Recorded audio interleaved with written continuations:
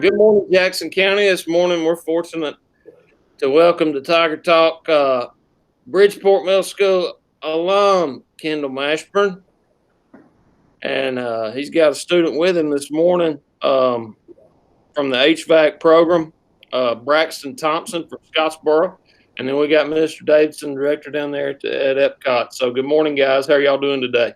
Good morning. How are you doing this morning, Mr. Cobb? I'm doing great.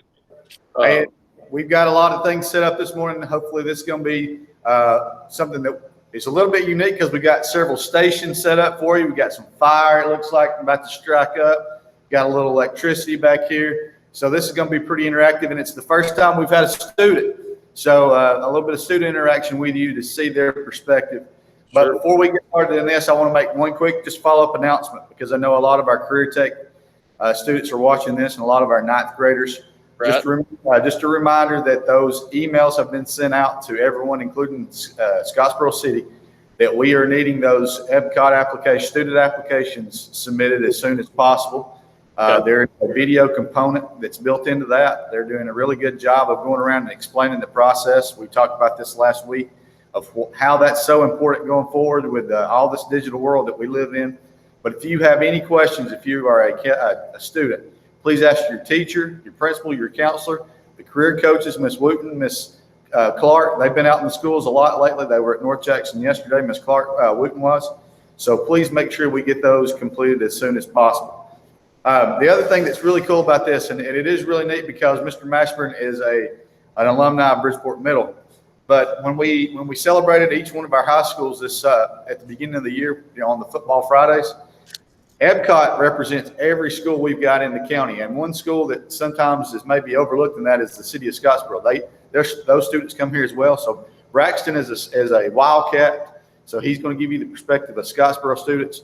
Mr. Mashburn's Bridgeport Middle, so it's a really unique morning to be able to show that the connections that Epcot can have for all of the students of Jackson County, not only the county but also those city students.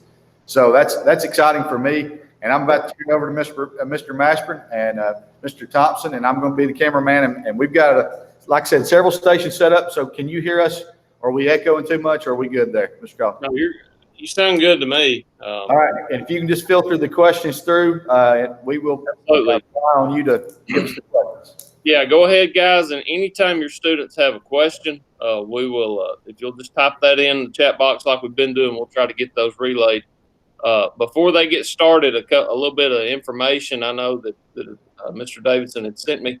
The median salary for people in HVAC is $48,730 a year, which comes out to about $29.33 an hour. And there's also going to be by 2025, and that'll be by the time a lot of you are starting to get out of high school and hit the workforce. They're going to be short 180,000 HVAC technicians. So this is a huge opportunity. This is a program that's going to have, in Jackson County alone, it's going to have a lot of opportunities just because of Google. So, because that's a lot of what they do at Google is tied to this. So, Mr. Mashburn, let's turn it over to you. Good morning. Mr. Colvin, Mr. Davidson said I went to Bridgeport Middle School myself and then North Jackson High School, but Bridgeport Middle School would have finished up in about 1994, so that's a few years before maybe some of y'all were born, but there's still some people around like Miss McCoy that was my teacher, so she's been around just a few days. So some of this stuff on here I'm going to show you about dehydration of an HVAC system. We'll pull the moisture out, and I'll show you that water will boil at room temperature, give you a little demonstration on that. Braxton's going to give you a demonstration on brazing. And that's a process where we join copper piping. So in the HVAC field, if you have any leaking refrigeration lines, you can braze those up with silver solder. It's 15% silver, 85% phosphorus. And we use the oxygen and acetylene torches. So we'll get started on that and kind of show you the before and after, show you how to make the swedge joint to join the copper piping together. We also got a basic circuit we can show you on a little light bulb trainer board we built. We got some different displays set up we'll show you. We got some sheet metal shop. We do plumbing, sheet metal, electrical, refrigeration, Missing anything? What else? A lot of electrical, a lot. So we'll get started and dive into it. So Braxton, you want to get everything ready? We'll show them. Kind of show them setup, how you supply the torch, set the torches up. Mr. Davidson, while they're getting that set up, Yes, sir. is the way we've got HVAC and building construction set up. How can you explain again how all that's tied together? Well, we've started something this year to experiment, to rotate students through both the building construction program as well as the HVAC program, because there's so much overlap, like Mr. Mashburn was telling you. If you haven't noticed the fact that electrical is embedded into both of those programs, in addition to having a standalone electrical program that we had here before. Right. So just to take all those elements and expose students to a little bit of electrical, plumbing, building construction, framing, masonry, tile work, all that will make them more employable when they go out into the field, because they've been exposed to different aspects of it. And then that way they can specialize once they get into the program, into their junior and senior years, and they can focus on one of those trades if they choose to do so. But at least they've been exposed. And Mr. Mashburn can tell you about the NCCR core, because all those students are certified through the same NCCR core. Right. The NCCR core is like my shop, electrical, or the carpenter shop, masonry, welding. Every one of us, the core, the same 9 modules in the core is exact same. So the test in my shop is the same. It's in industrial motor controls or in masonry. So it all goes hand in hand. And if you picture building a house, all the trades that they have lapped together will bring that house from the ground up. So if you learn some of those trades, you can build on the ones that you like and stick with that, or you can do all. Like if you do HVAC, you can also do plumbing. A lot of HVAC companies have a plumbing company, embedded with them. They do the plumbing side. So all of that works out good together. The other thing about it, students come here initially in the 10th grade. If they come here for 3 years, they can multi-credential into different programs. They can complete basically 2 programs in 3 years period of time if they choose to do so. All right, so I think Braxton's set up over here. He's going to show you a swedging tool. All it is a tubing expander. It's going to expand the copper tubing. You might do it now. Show them what you got. Yeah, like he said, it's a process of joining 2 metals, and so we have a piece of copper here. Like he said, it's a swedging tool. These 2 pieces are the exact same size, so there's no way for them to plug together. Mr. Davidson, can you zoom in a little bit on that? I can get a little closer. Okay. Come over here with the swedging tool. You might see it right here. You want to see if we can get him. How's that right there? Yes, that's good. What you want to do is just slide it on like so.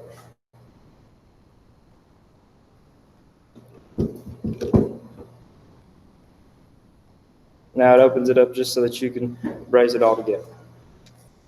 So basically, if you like playing with Legos or any kind of item that you have to build or connect, and these are actual real life applications of those same things. You're making the piece that you need to solve the puzzle or put the parts together with. Right. These are 2 pieces that we'll be joining together. So this is the swedge that we just made, and this is the nice piece of copper right here. Just put them together, and you'll take your brazing rod and run it all the way around, just like I'm about to do.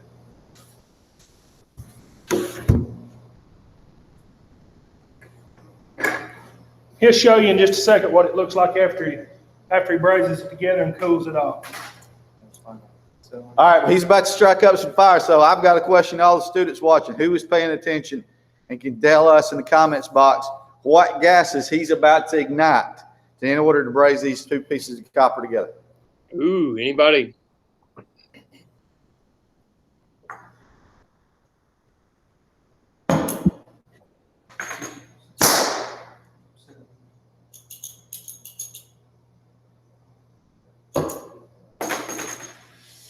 All right, who can tell us? One of the fuels will not burn, but it'll make something else burn hotter. We got one oxygen acetylene. Is that what that says? Yes. That is correct. That Congratulations. is correct. So whoever in Mr. Don's room had that this morning, good job.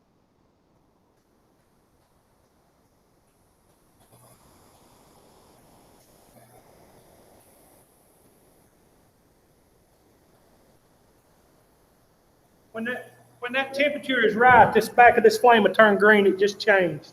You can see that flame change colors. That be Zach Green from Bridgeport Middle School this morning. So good job, Zach. Glad to see you paying attention this morning.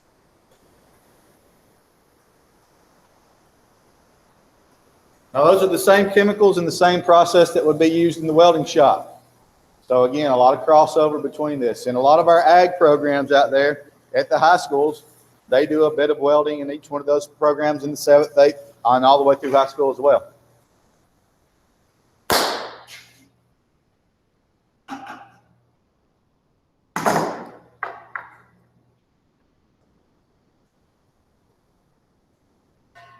And as you can see now, what was 2 pieces is now 1. See, I went all the way around with a nice clean piece.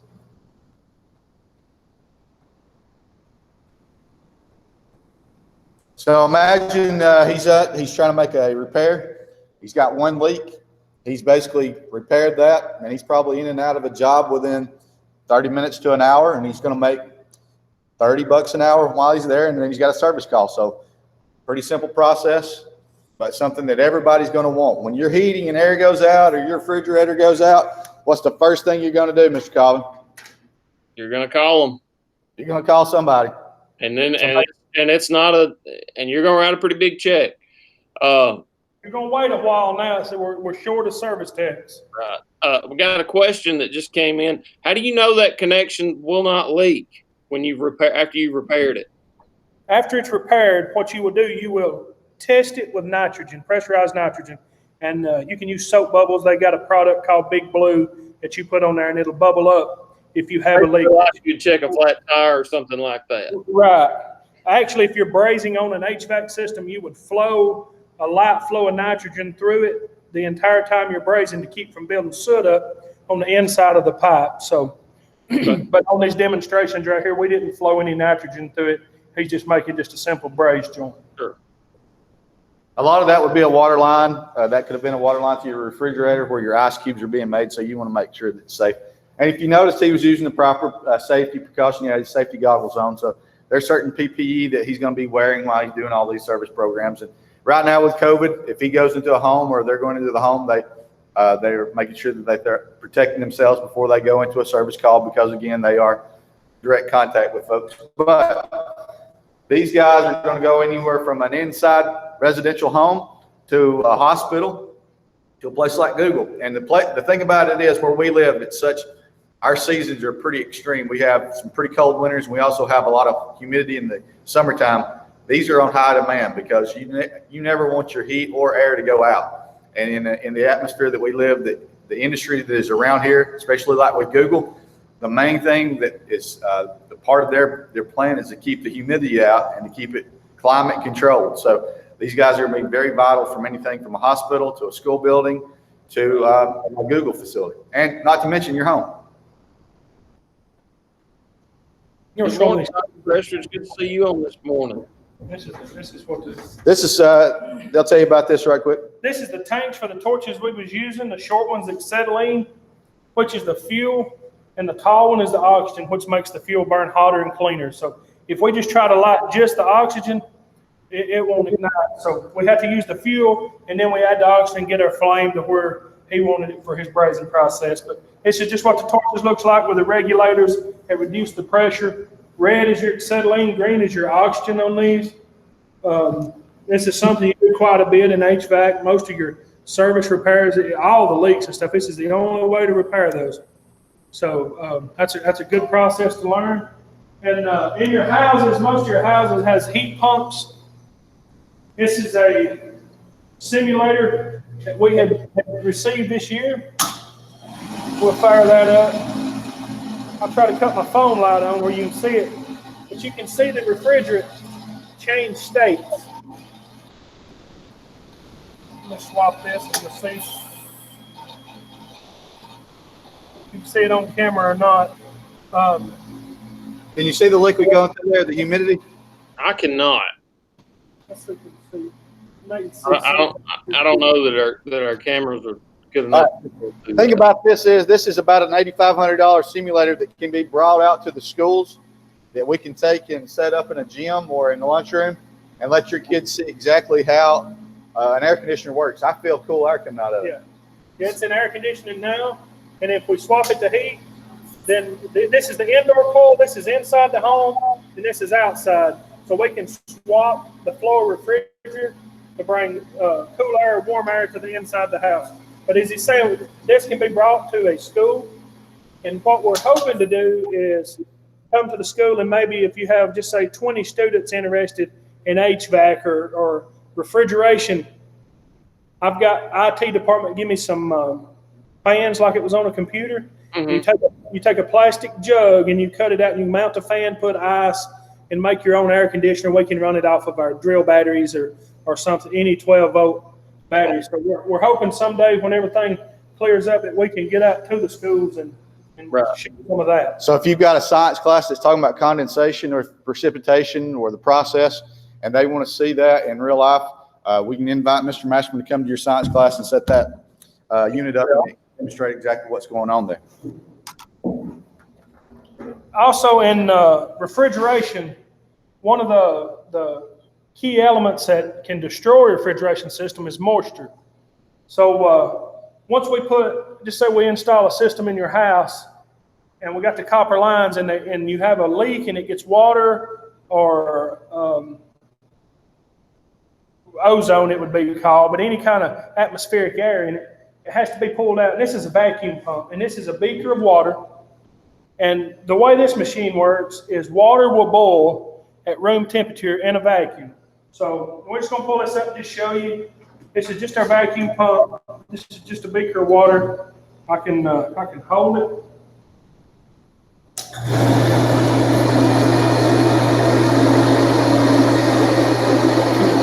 You can see it about boiling. Oh, yes, we can see it boiling. It's not hot, just room temperature water, but that's how that is removed from a refrigeration system. That's some pretty cool stuff right there when you're talking about It pulls it through. taking 212 degrees and you can do it at room temperature.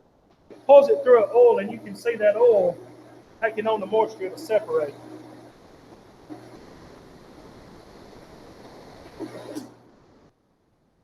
We didn't hear what you said, Mr. Collins. I said it's pretty cool to be able to boil water at room temperature when it's normally 212 degrees to do so. Right. Braxton, to show you right quick, just a simple electrical circuit. All this is just a light switch with a couple of light bulbs, but he's just gonna wire one side up for you, or he can wire up both lights, whichever one. But okay.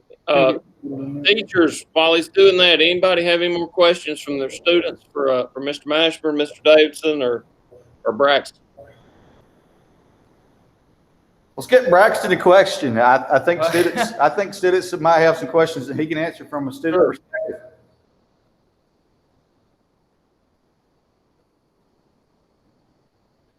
And to give you an idea, I truly expect Braxton to have a job in the industry, possibly even next semester, if he chooses to do so through co-op. And if you're not familiar with what co-op is, or if anybody doesn't know what the workplace learning really is all about, that's a Miss Beth Haynes process. She's our work-based learning coordinator. Miss Haynes was a former teacher at North Jackson, alumni of Pisgah. She can tell you exactly the process, but we line students up with work opportunities. Right. They come to Epcot in the 10th, 11th grade. By the time they're a senior, they'll have a skill to be able to get a workplace learning job in an industry that will pay them major money down the road and hopefully pay for their college even going forward after that. So he's possibly going to explore that, and that would be an opportunity for him that would be promoted if that happens. And we'll keep you updated on Braxton's journey. All right. Hey, we got 3 questions that rolled in. Number 1, is it fun? And the second one, I'll go ahead and ask Braxton. I'll ask him both of those. Is it fun, and how long have you been in the program? I'd have to say it's very enjoying to be here. I'd definitely say it will change my life. I've been here for 2 years now, and I can say that I definitely not choose any other program other than HVAC. That's awesome. And then Miss Keller out at North End Mountain's got a question this morning for her kids. It's what are some dangers and hazards associated with this line of work? There's many dangers, but you just got to know how to avoid them. Essentially, you always make sure power's off. There's a chance of being electrocuted. Wearing safety goggles, of course. Just keeping your all in check, and if you do that, the dangers go away, most definitely. Right. Tell them about your experience with phosgene gas. Oh yeah, whenever refrigerant is heated, it turns into phosgene gas. And one day I thought I had the king valve turned off, which is the main valve allowing refrigerant to flow through the unit. And I didn't have it off all the way. And was going to braze. And I ended up setting the fire to refrigerant, turning it into phosgene gas, which essentially is mustard gas. So it can be very dangerous, but if you know what you're doing, then it So like anything, it's always extremely important to make sure that you're following your safety protocols. I know we got some science teachers out there that do a really good job in the lab of making sure people are aware of safety, and I'm pretty sure that we're doing the exact same thing. Hey, I'm going to put Braxton on the spot and just ask him a question right here, and this goes back to all your middle school students. If you were in the 7th and 8th grade now, what would you be doing to prepare yourself for where you're at right now in the 12th grade? I would definitely be looking around, looking at people who know more than you, just watching them, see how they do, because if you act how they act, then you will follow in their footsteps. Good. That's a great answer. Braxton's dad is an HVAC technician also. Okay. He come actually through this program, then went to Gadsden State. Is that right, Braxton? Yes, sir. And he's got HVAC. So. All right, so you just talked about Gadsden State real quick, and I know we've got some community college programs, I'm sure, that are tied, some other ones that are tied to this. What does it take as far as, what are the time frames on those programs as far as how long those take, and impact they make on your salary and those type of things?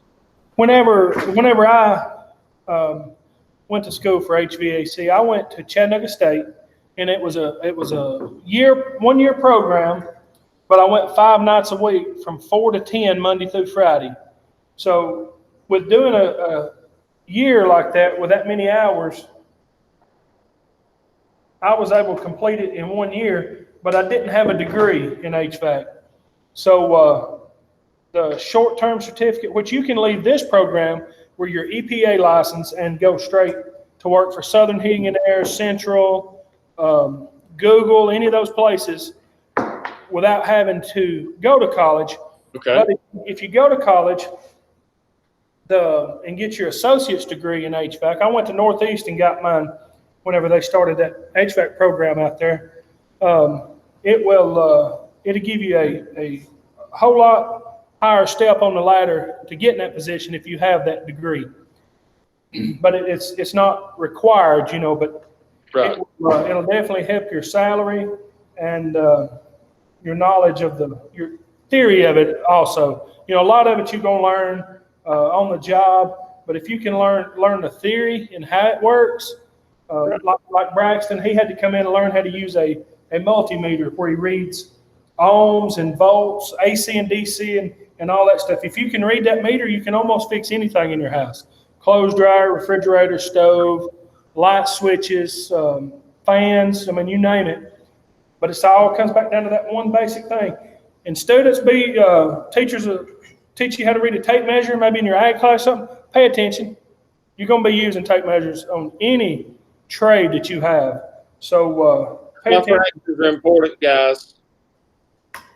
Yeah, I would recommend if you can just incorporate tape measures every year. It may not be in your course of study. It may not even be under year round, but if you are just a teacher that's needing to fill a gap and talk about a lesson or do a side project or after school, we've got a lot of after school programs.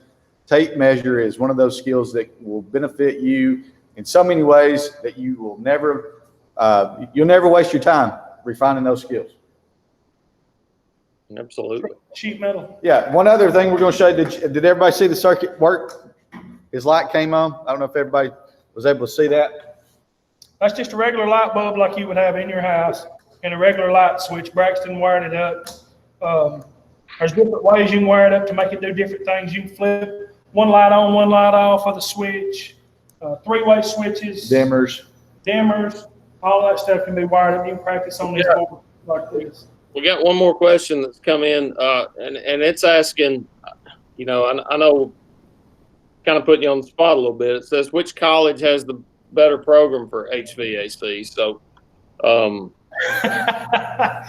Northeast is a new program. They got a good program, but it's a newer program. Gadsden State has been there for several years. right. Myself, I enjoyed Chattanooga State when I went. So it depends on if you want to travel. You know, Wallace State has HVAC. There's Ferris State has HVAC. There's a lot of colleges with HVAC. So you can just kind of, if you want to stay home, Northeast is fine. If you want to travel just a little bit further, you got Gadsden State or Bridgeport. People live in Bridgeport area. Chattanooga State is not that far to their. I'd say Chattanooga State and Northeast are equidistant from Bridgeport. So. Right. So I done Chattanooga State, and whenever I done it, it was in Kimball. Yeah. Chevrolet, but that campus is closed. But on up in Jasper on the right, they built that new facility there. So. Right. Hey, also just keep in mind that a lot of folks that get this, they are small business owners. They're self-employed. So knowing how to manage your own checkbook, advertising, marketing, all those things is your small business owner. Mr. Mashburn can touch on that, but a lot of these guys are independent. When you call service work, they work for themselves. People skills, you got to brush up. Be soft skills. Know how to talk to people. Know how to talk to them without your phone on. Know how to talk to them and not be through earpods or AirPods. People look at that. When you come into their home, you pay attention to what they tell you. That makes a big difference, and you can learn a lot from them. It'll make your job a lot easier. So brush up on the people skills. Teachers, y'all know what I'm talking about. That's got another question just came in. Said, are there downsides to HVAC work, and what makes it hard? Downside to HVAC, in my opinion, is climbing under houses. And when you're a fat boy, it's even worse. And what's worse than under a house is up in somebody's attic, and you trying to drag a large frame around up there. It makes it a little bit difficult. Right. Weather, you're going to work extremely long hours when it's hot and when it's cold. When you go to somebody's house, it's not going to be 70 degrees and pretty. Summertime, you get there, everybody's going to want you. The first hot day of summer, everybody wants you that day. And everybody's problem, they're going to tell you on the phone, is Freon. That's not always the issue. But when it's extremely cold, first cold snap, phone's going to ring off the hook. You're going to stay extremely busy those 2 times. That's if you're residential. If you're in a place like Google or somewhere like that, probably not dealing with that kind of issue, right? If you're in a facility like Google, outside weather is not really going to affect you a whole lot, because most of your work is going to be, you'll have some outside on your chillers and stuff. Most of your work is going to be inside in those facilities. Okay. And Google, a large footprint of their people is going to be, their full-time people as HVAC technicians. My wife's first cousin actually works there in the controls for those, and those are very, very, very good paying jobs. You're looking at right at 6-figure mark on those, and plus the benefits and everything else that come from working somewhere like that. Yes, a lot of benefits. But Zach, he went to Chattanooga State through the same HVAC program I went. He did not go get his associates. Now he's working for them in their control room, so and doing very well there. Right. Imagine all the companies that are going to come in after Google, and they're going to have the same needs because of the data storage and the coding and the typically anywhere Google's gone, there've always been 3 to 4 other data centers that follow, and every data center you find, you got to have some HVAC folks. Right. Let me show you some sheet metal right quick. This is a stomp shear. This is just a flat piece of metal we stomped out. This is a box, like if you had ductwork and you need to cap the end of it. This is called a cross break. We do it over here on our break, and then we bend the edges and all that stuff. So that's another thing you'll learn in this program. But the stomp shear, you just put your metal in there and stomp this bar, and it shears it off. And the stomp shear is handy because when you're cutting metal, you don't leave all the, I call them Erlangers, all the sharp edges on the corners of it. So that's pretty good. And Braxton, show you his hands. HVAC. I mean, it happens daily. But here's our brake. That's our sheet metal brake. I just took Mr. Davison's computer. Here's our brake, and it does all the bends on the sheet metal, and it'll tell you the degree of bends. Learn your angles. That's another thing that's important. Let's see, what else? Tape measures, clocks. I get students that can't read a manual clock, you know, an old school clock. Yeah, you need to tell time. So. Learn your fractions, angles. Pay attention in science, especially humidity, moisture. You know, air conditioning is nothing more than removing humidity from air. So, you're incorporating a whole lot of basic knowledge that we've got to be picking up in middle school in this program. Things you're learning in geometry and all that. Ms. Reddit said, can girls be in the program? I think any program we've got, absolutely, girls can be in. That is absolute yes. Every program that we have can be boys and girls or both in every program that we have. We don't have any gender-specific programs. I got a female that won my local competition here in HVAC. Okay, that's all. They do real well at it. And females do good as sales representatives for companies too. If Mr. Covington, you go to the store and you're wanting to buy a cell phone and you walk up to the counter, you're going to probably pick out the female because you can relate to them and you feel like they're going to have more knowledge in the sales department. Right. And I know one thing Google really prides themselves on is hiring a diverse workforce. Right. So they're not going to want to hire just all male HVAC folks. They're going to want to hire females. They're going to want to hire people from different backgrounds and all things like that because they feel that's a big part of what they do. So I meant to touch on restaurants, HVAC in restaurants. It's major. Your freezers, coolers, even ventilation hoods over like your fryers and all that stuff. Right. All that's HVAC guys. So give HVAC a try. The draw of HVAC is to get the interest out. That's where we struggle. But once we get someone in HVAC, like Braxton, they stay the entire time.